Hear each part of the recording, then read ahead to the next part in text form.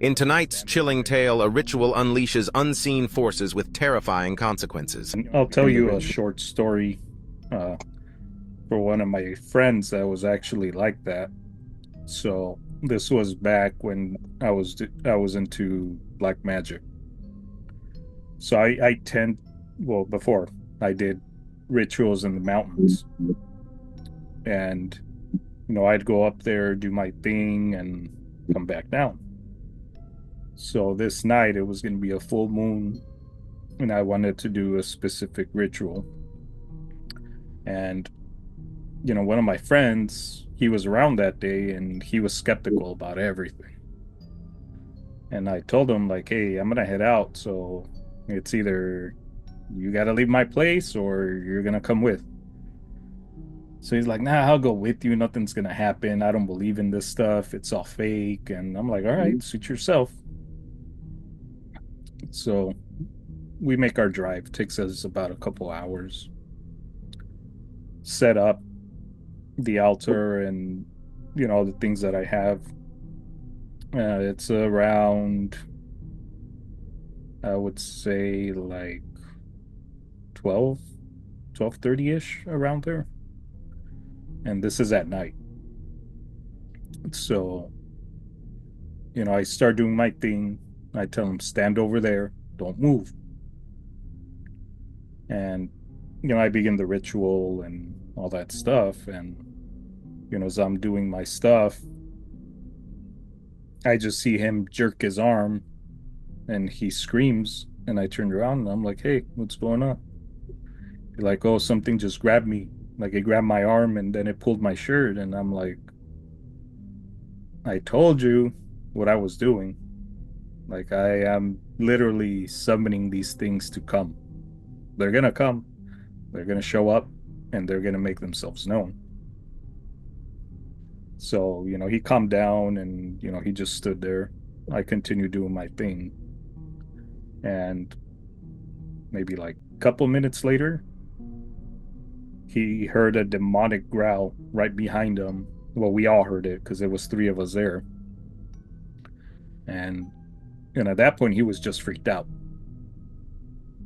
And he, trying to calm himself down or bring sense to things, he's like, oh, there's somebody else here. There, you guys knew I was coming, so you're trying to prank me. And I'm like, okay, go ahead. Go search in the dark forest to see where that fourth person is. He's like, no, I'm not going in there. I'm like, all right. So, I continue doing my thing. And maybe another like 10 minutes went by, and then something grabs him by the neck. Like, so at that point, he's freaked out. He's like, you know what? I'm out of here. And I'm like, you don't know your way down the mountain. Like, let me finish up and we'll leave. Just give me like a couple minutes. So then he's standing there shaking, and I finish my thing. I close it off. So I'm like, all right, let's head back down. And like I said, it was full moon that night. And in that area I was in, there's no artificial lighting. So if the moon isn't out and it's not bright, it is pitch black. Yeah. So then we started walking down the mountain, and luckily there was light because of the full moon. So we're walking down, and as you start going down, the brush gets smaller. So out of nowhere, my friend jumps over to where me and my friend are, and he's like, something's following us. And then I'm like, okay, just let it be. Don't pay attention to it. And so we keep walking down, and then where the brush is, you just see everything moving, like something is following us. And once we get to the bottom, like that lasted the whole way down, which was maybe about 20 minutes the rest of the way. You just see no movement, like it just stopped there at the edge of the brush. And So my friend turns around and he's like, "Where are they? Where did it go?" And I'm like, "Stop paying attention to it."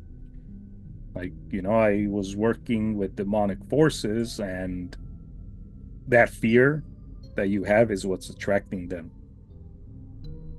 So then, like, he comes down and he's like, "All right, I'm calm. I'm calm. I'm not scared." And so, like, 5 minutes passed after he calmed himself down. And then you just see something running up the brush. And then after that day, he was like, "I believe you." I'm like, "You don't have to believe me if you don't want to. Like, you wanted the experience. There you go. Don't mess with it." Oh yeah, yeah. And then so that was Dallas, Texas. Now we're going to Laredo, Laredo, Texas. So I'm gonna go backwards, right?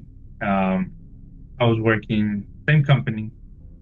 I was working one night at Taco Palenque, right? And so uh, so Taco Palenque is right there, and in the same parking lot there was Pizza Hut, and so I started seeing the lights from the Pizza Hut just move by themselves. Now there's air, yeah, okay, but the air is not strong enough to for it to be fully moving all those lights at the same time, and that was my second time experiencing poltergeist, you know. So one of the workers from Taco Palenque was coming out, and I told them, "Look, dude, the lights are just moving by like full swing." And I took a video of it, which it was a different phone. I lost that phone. I think it broke, or I don't remember. And he was like he was astonished by seeing all that, right? So the manager comes out. Well, why haven't you thrown the trash? I go, look, the the lights are moving back and forth. And so what I did is I even the parking lot was empty, so there was nobody inside Pizza Hut at all. I get close, and the closer I got, the slower the lamps were moving, and then it stopped. The farther I would get, the farther the the lamps would move with more force, you know? I don't know if they wanted me to notice that or they didn't want me to notice that at all. So were these like those long tube lights that just hang down, or were they like chandeliers? They were the long tube lights, and then the lights like right there, right? And it's just a tube. Hmm. Okay. And they were just moving back and forth. Now, if Okay. your abilities were more heightened with you noticing everything moving, do you think you would have been more freaked out if you seen something opposed to you just seeing the lights moving? Well, that was cool. Like I actually found that being cool, you know, because I've never seen lights move like that before in my life. So I was amazed. So a lot of these paranormal things, yes, some of them are scary, but it can also be like real nice to see, you know, because I don't think people have, I don't think a lot of people have ever experienced a poltergeist acting up, you know. Um, I got to see it twice, so that was officially my second time even seeing it. I was amazed, you know. Now, if I would have been in there by myself, I think I would be shitting bricks, you know. Like, but since I was outside, it was real nice to see, because I'm outside, I could just run away real quick. Um, but if I would be inside, I think it would be a whole different ball game to that.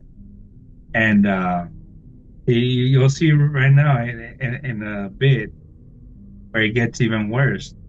That the two hauntings that have taken the whole cake. The first one being Dallas, and a little bit in the old field yard, and so that was that on for Pizza Hut. I was taking care of. It was two of us. We were taking care of a tornado hit Laredo, and so it knocked out a lot of roofs, right? And so I was taking care of the back part. It was real dark area of the warehouse, and a forklift driver. He goes, "You're not scared?" And I looked at him like, "What do you mean?" There's nothing. It's just you and a big yellow forklift. What am I gonna be scared of? So I blew him off, right? Yeah, well, he goes, "There's a little girl." I go, "Interesting. Now you're trying to scare me." But I didn't tell him anything, right? So one time, I was filling up my water jug, right? And I was watching Ghost Adventures. I will not forget that night. So the door, it opens up and it slams. Hmm. I was like, okay, so it's the other guard, my friend, that's trying to scare me. So I opened the door. I ran out to see if I can hear footsteps. Nothing. I checked the whole warehouse. Nothing. I called my friend. I go, "Hey, where you at?" "I'm here in the front." I go, "Don't be bullshitting me. Where you at?" "I'm in the front." "Honk your horn." He honked his horn. I was like, "Oh." He goes, "Why? What happened?" "Nothing happened. I was just curious where you were at. That's it." I didn't tell him. So a week later, another guard, another friend of mine, he goes into the restroom. Somebody was using the restroom, right? So he clears his throat and he goes out like he had to go. And he waited like 15, 20 minutes, nothing. And he was like, "You know what? I'm gonna enter, see if he's done. Did he eat a damn whale or something?" So he opens up the door and the stall was already open. And he said that there was a guy in Timberland boots just playing with his boots, moving them around. I Hmm. was like, okay, all right, interesting. So 2 weeks later, I go back and I'm like, yeah, right. There's no little girl in here. I haven't seen anything. Nothing's going on. So I'm looking at checking the warehouse, right? And again, all these spirits, they don't send you a text message. They don't call you up. "Hey, I'm gonna show up at this time at this place." I wish they would have that courtesy call. And so I'm walking, right, and I see a little girl, and she was wearing like a baby blue dress between the 18 and 1900, more or less. Yeah, so I shine my light, right, and she turns her head. She looks at me. I was like, all right. She was she was like if she was playing, she was squatting down like if she was playing, and then like if I disturbed her and I looked at her, all I did was I walked back and I ran out. How did I run out? I have no idea. I have torn ligaments, tendons, and meniscus. I I don't know. I ran like if I was in the Olympics. It was Uh, the adrenaline rush. oh yeah, yeah. Tell me about it. And I just ran out. And again, like I don't, I can see them, right?